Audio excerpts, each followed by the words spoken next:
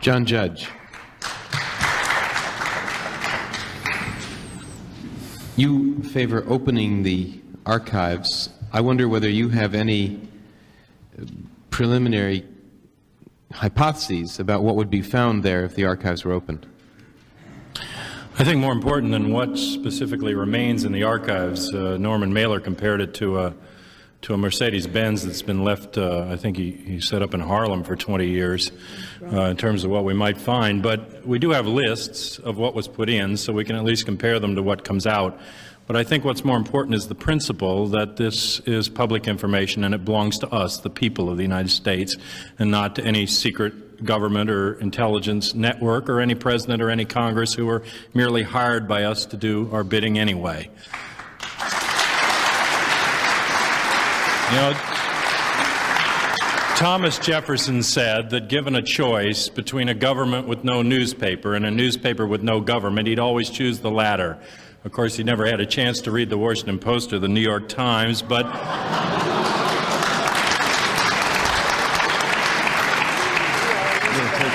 the principle he was getting at is that democracy doesn't work unless the people are educated. And he said that the final repository, the ultimate repository of all knowledge must rest in the people, and that there's no one else who's good enough or smart enough to invest that control in a truly democratic society.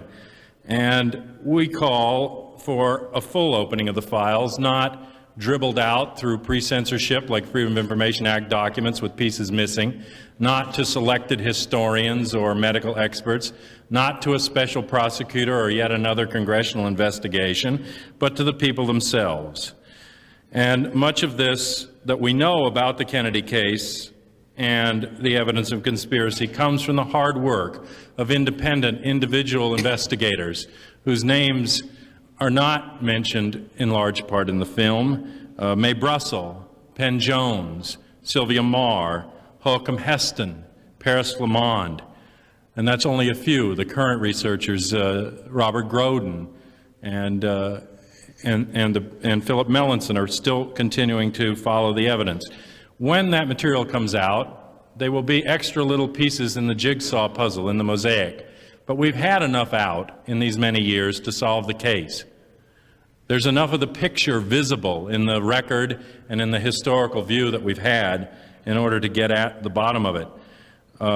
So I don't see the files ultimately as holding so much of a smoking gun as merely telling us one more time what the government did or didn't find out about the case. I would like to support the film. I think that outside of the films done by Civil War buffs who try to get every uniform and every rifle right, that Oliver Stone has done the most historically accurate work on the Kennedy assassination to date. The reason it struck a nerve is that this is the hidden secret in the American psyche since that day, November 22nd, 63. The American public has known, and in fact I would contend has been told over and over, that there was a conspiracy to kill the President of the United States, that the people who did it got away with it, and that we can't touch them.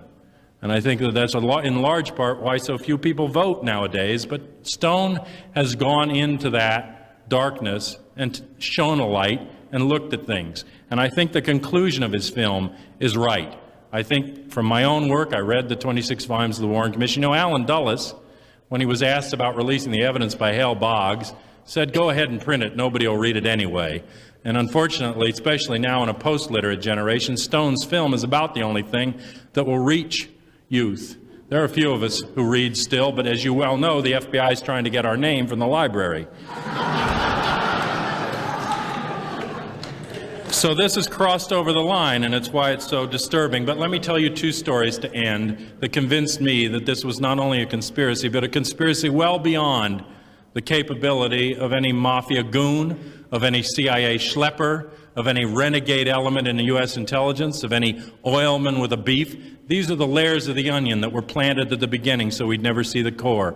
My mother worked for 30 years altogether, but 25 years for the Deputy Chief of Staff in the Personnel Office of the U.S. Army, directly under the Joint Chiefs of Staff.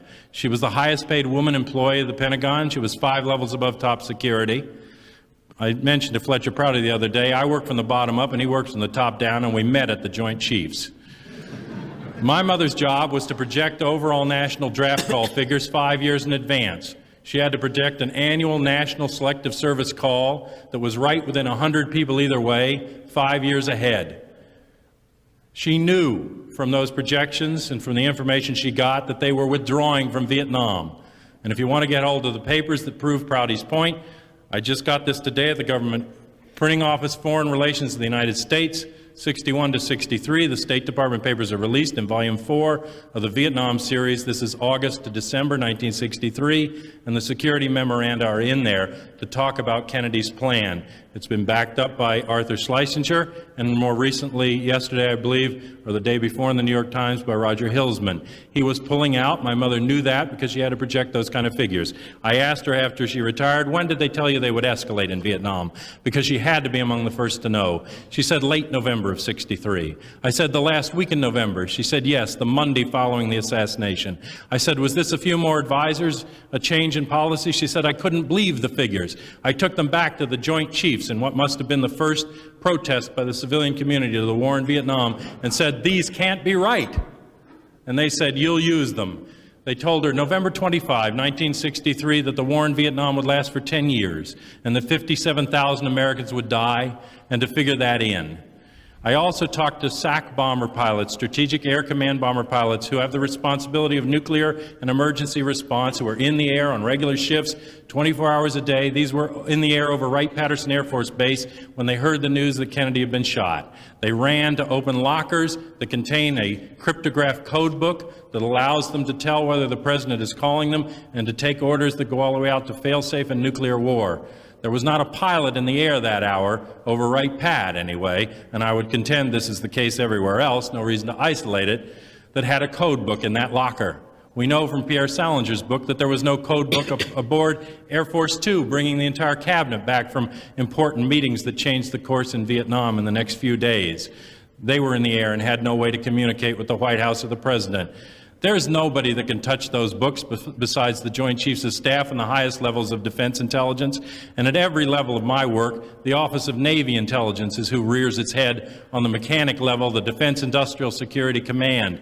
This is the background of Oswald and Guy Bannister and Jack Ruby when we go into them.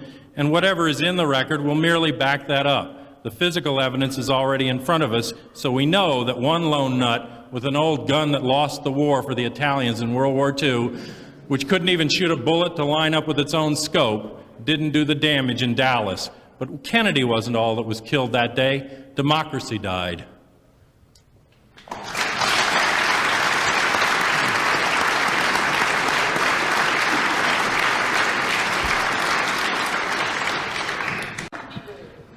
The point she was making was...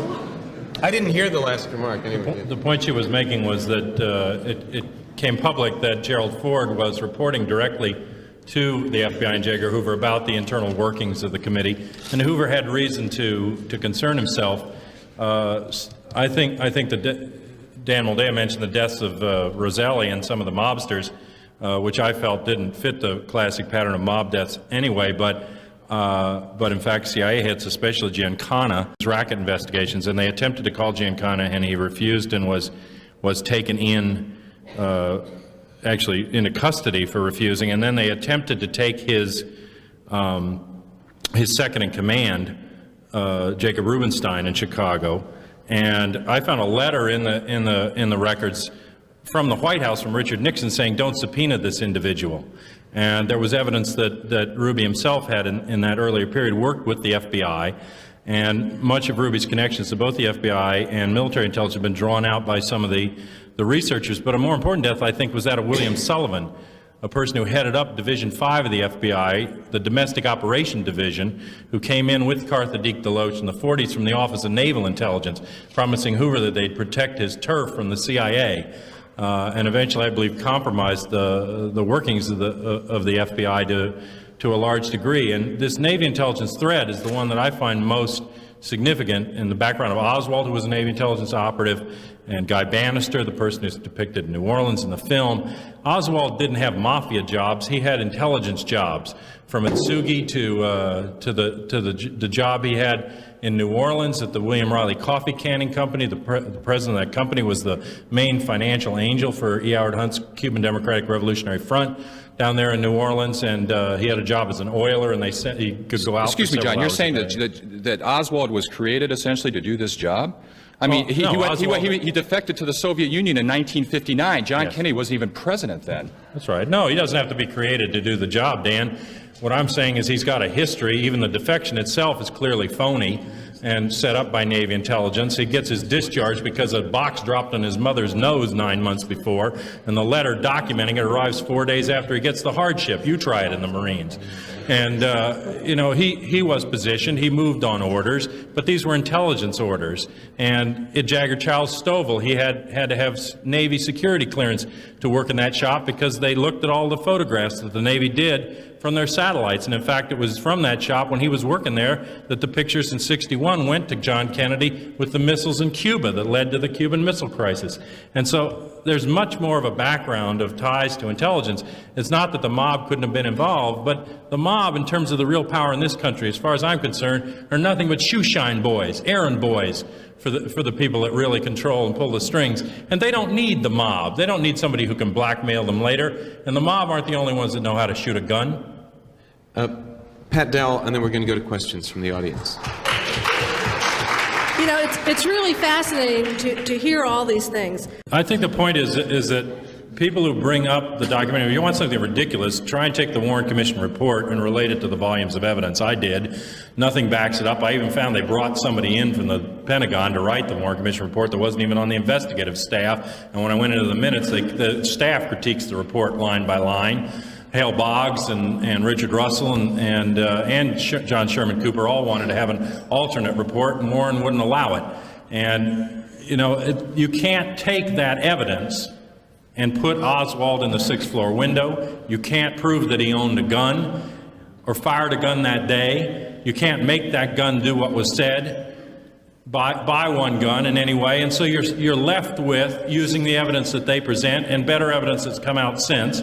The fact that two guns were firing. Either you think that there were two lone nuts who happened to show up in Dealey Plaza on the same day at the same time with Kennedy in mind, or you have a conspiracy.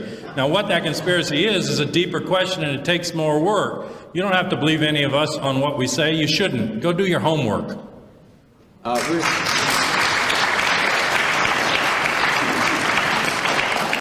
I think that history shows us over a long time that there are concentrations of wealth and power, first by theft, and then later when we have the machinery to create wealth by other design, and concentration of control over resources and over the politics of situations. If it's worth $10 million to put the CIA to throw over a government in a country like Chile, then what do you think the elections are worth here in the United States, where things reside at the level that the world can be controlled? And so I think that there isn't one. I don't think you have to think of conspiracy as a certain group of individuals, a team of 5 that sit in a boardroom and call the shots. More likely, as in all human affairs, there are many cabals, and they compete with one another, and they jockey for positions of power, and they kill one another. And I think that Kennedy got in the way of one that was particularly powerful at a particular time. He had his own. But these concentrations of wealth and power operate at a level beyond what's up there. And with apologies to Senator Gonzalez, I think that Bill Moyer's idea is exactly reversed in the secret government. He says that the government, Congress, make a mistake by going out and hiring these mafia goons and gun runners and drug carriers, and they shouldn't sully themselves with that, and they should stick to more honorable men. I think that those gun runners and opium dealers are the real government of the United States, and they're clandestine intelligence operatives, and that they in turn pay many people in 3-piece suits to stand up in front of us and tell us it's the other way around. Next question. Anyone here have a confirmation that George Bush worked for the CIA before he was director of the CIA? I never heard that charged, and wasn't a... Village Voice. Junk. It's based essentially on three pieces of evidence so far that I've seen, two of them being internal intelligence documents. One was an FBI memo that concerned a debriefing by an FBI agent of a Navy intelligence person and a George Herbert Walker Bush at the particular address where he lived in Texas. And this debriefing was the day after the Kennedy assassination and seemed to concern the anti-Castro Cuban community in Miami and what their reactions would be. There was another document that talked about a George Bush of the CIA and his relationship to turning in another person, I believe it was, a guy named Parrott, who was with Young Americans for Freedom and the Young Republicans at the time. But there's some intelligence documents. And then the third area is the relation between the Bay of Pigs operation, potentially, and Bush, in that the code name of the Bay of Pigs was Operation Zapata, which is the name of Bush's oil company, and two of the ships used in the raid were the Houston, where he lived, and the Barbara, who he married. And I think we have other indications. The key is try to get Felix Rodriguez to tell you when he met George Bush, and you'll get the answer. Next question. I think there were several plans against Kennedy in Miami, another one at the time of the Army-Navy game in October that was pulled back at the last minute when he had a cold. There were several points. Miltier, working with the far right wing, I think was privy to some of the details, but and there were different points. I think when you do this, you do it with several backup operations. I think that there's evidence that there were guns further down Stemmons Freeway if the Elm Street location had not been a go. But as Mr. X says in the movie, you leave nothing to chance. And Mr. Judge, the bubble top. The decision to remove the bubble top from the car, as well as to change the route of the motorcade, happened at a private oil club. We don't know which one, but we have reason to believe it was Connolly's club, the one that he attended. There were present an FBI agent unnamed in the record, a Secret Service agent by the name of Harold Wong, and two people from the advanced public relations firm, Saul Bloom Agency, where Oswald did some of his photographic work, where he worked at Jagger Charles Stovall, because they had better blow-up and reduction equipment over at the ad agency than the contractor did. Their names were Jack Puterbaugh and Elizabeth Forsling. She later married Leon Harris, the guy that ran the department stores there in Dallas and big money. She was referred to in those years as a Dallas contact by the Washington intelligence community. She later co-founded Ms. Magazine with another CIA agent by the name of Gloria Steinem. This is not an attack on feminism on my part. I believe in radical feminism, but people have histories and should be looked at. And she was the one that specifically brought up leaving the bubble top off the car. There was a conversation between, that Prouty mentioned on the radio, between LBJ and Hoover, where Hoover said the bubble top wouldn't have made any difference. But I think anything that would have deflected a shot would have had a significance to a gunman.